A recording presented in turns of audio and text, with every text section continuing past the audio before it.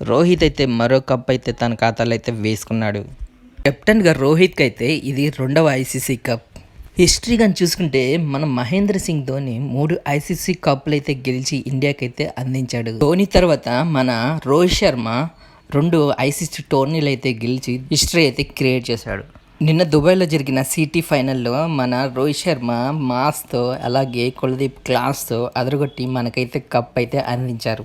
మొదటిగా టాస్ గెలిచిన New Zealand 50 ఓవర్స్లో 7 wickets కోల్పోయి 251 రన్స్ మాత్రమే చేయగలిగింది. న్యూజిలాండ్ టాప్ ఆర్డర్ బ్యాట్స్మెన్ అయిన రచిన్ రవీంద్ర, కేమ్ విలియమ్సన్ చాలా డేంజర్ అని మనందరికీ తెలుసు. మొదటి ఓవర్లోనే మన హెయిర్ స్టైల్ మామన్ అయితే పిచ్చ కొట్టుడైతే కొట్టారు న్యూజిలాండ్ ఓపెనర్స్ అయిన యంగ్ అండ్ రచిన్ రవీంద్ర.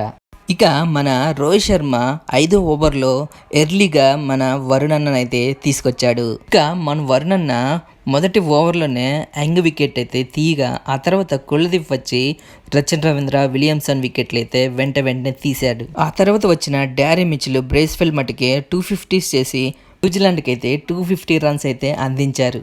ఇక మన టాస్ స్పిన్నర్ల దాటికి న్యూజిలాండ్కి అయితే చుక్కలైతే కనిపించాయి.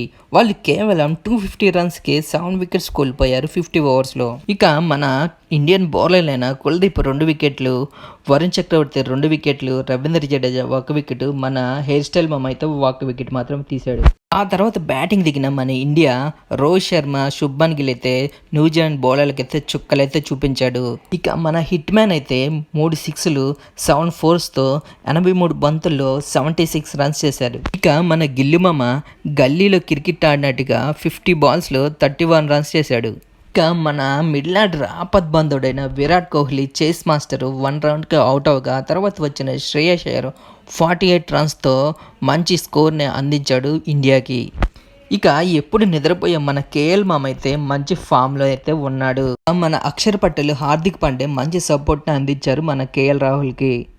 దీంతో మన ఇండియా మొత్తానికైతే 251 రన్స్ అయితే చేసేసింది. ఇక న్యూజిలాండ్ ఓడిపోవడానికి వాళ్ళ టాప్ బౌలర్ అయిన హెన్రీ ఇంజరీ అవ్వడం, అలాగే వాళ్ళ మెయిన్ బ్యాట్స్మెన్ అయిన రచిన్ రవీంద్ర, విలియమ్సన్ ఎర్లీగా అవుట్ అవ్వటం, ఈ 2 కారణాలతో న్యూజిలాండ్ అయితే నిన్నైతే మన మీద ఓడిపోయింది. ఇక ఈ ఛాంపియన్స్ ట్రోఫీ పాకిస్తాన్ హోస్ట్ చేయగా మన ఇండియా గెలవడం అయితే చాలా ఆనందాన్ని ఇచ్చింది. ఇక అద్భుతమైన బ్యాటింగ్ చేసిన మన హిట్ మ్యాన్కి అయితే మ్యాన్ ఆఫ్ ద మ్యాచ్ ఇవ్వగా రచిన్ రవీంద్రకి అయితే మ్యాన్ ఆఫ్ ద సిరీస్ అయితే దక్కింది. ఇక మన టీమిండియా ఎన్నో ఐసీసీ టోర్నీలు గెలవాలని మనందరం కోరుకుందాం.